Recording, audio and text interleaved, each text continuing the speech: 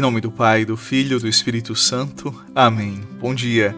Hoje é terça-feira, dia 13 de janeiro, e o Evangelho de Marcos, no primeiro capítulo. E estando com seus discípulos em Cafarnaum, Jesus, num dia de sábado, entrou na sinagoga e começou a ensinar. Todos ficavam admirados com o seu ensinamento, pois ensinava como quem tem autoridade, não como os mestres da lei. Estava então na sinagoga um homem possuído por um espírito mau. Ele gritou: "Que queres de nós, Jesus Nazareno? Vieste para nos destruir?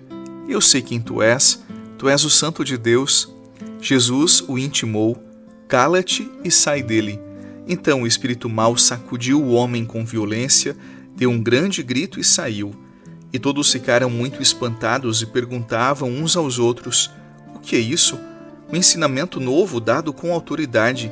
Ele manda até nos espíritos maus e eles obedecem." E a fama de Jesus logo se espalhou por toda parte, em toda a região da Galileia. Palavra da salvação. Glória a vós, Senhor.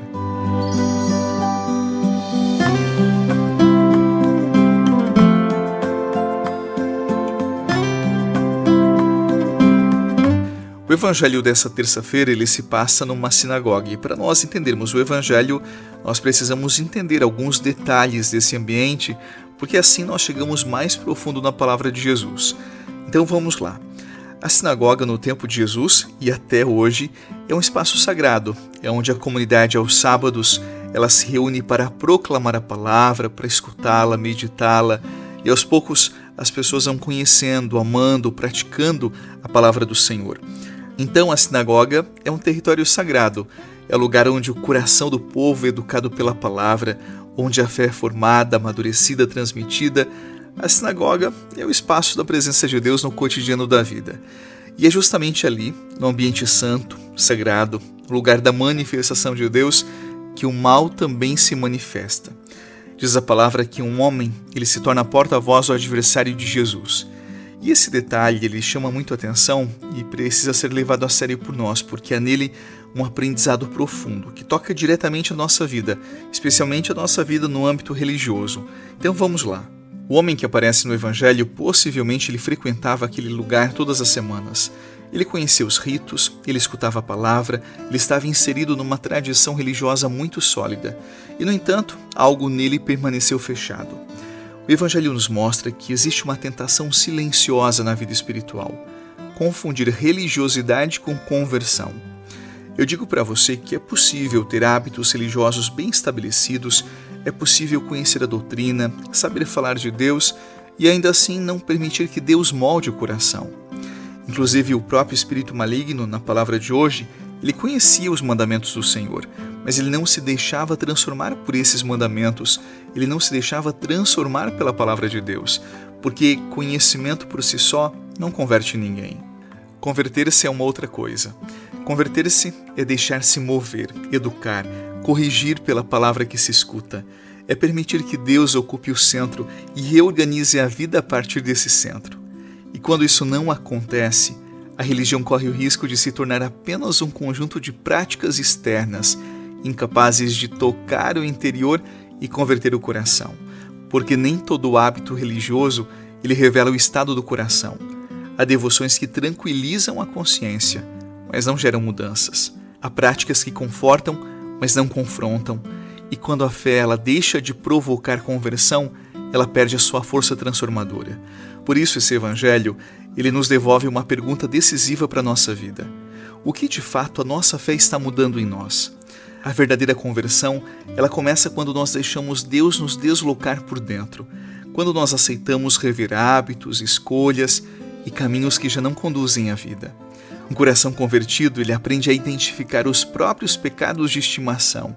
Ele rompe com esquemas que alimentam a acomodação espiritual e deixa de negociar com aquilo que enfraquece a verdade interior. A palavra de Deus não foi dada para ser apenas escutada, mas para nos formar, nos orientar e nos refazer.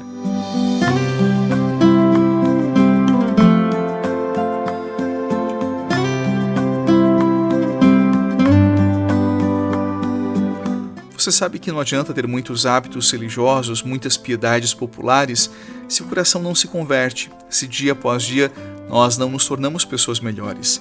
Tem muitas pessoas que têm muitas devoções, muitos costumes religiosos, mas o coração está fechado para Deus e ano após ano não se tornam pessoas melhores.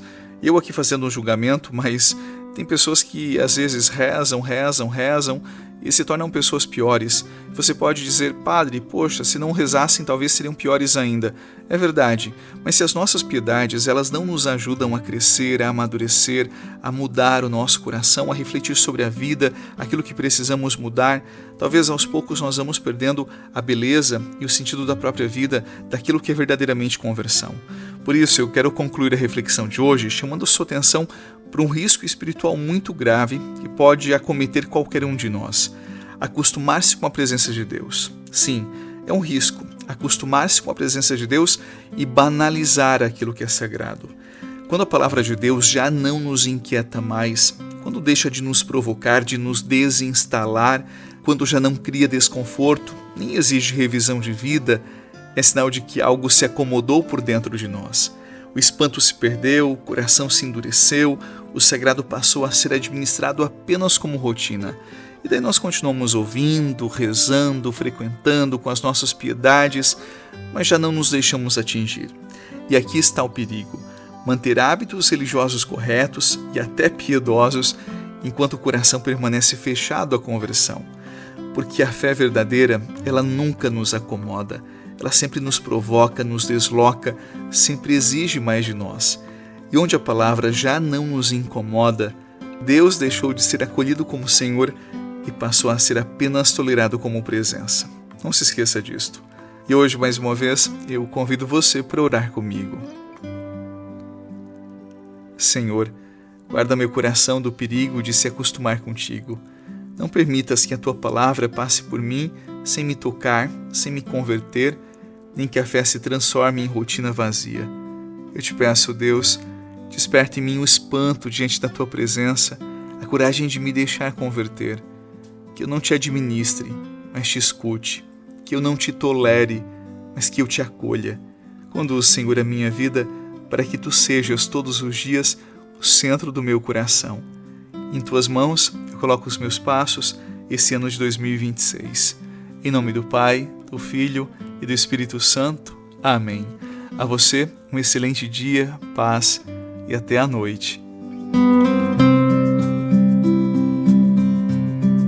Você é disciplinado e constante na sua vida de oração? O Diário de Fé é um devocional católico escrito pelo Padre Eduardo Rocha para o ano de 2026. Com a indicação do Evangelho do dia, uma reflexão, uma oração, um propósito para cada dia do ano, uma frase inspiradora e um espaço para escrever sobre a sua caminhada espiritual, o Diário de Fé é um instrumento para que você cresça e amadureça ainda mais na sua relação com Deus.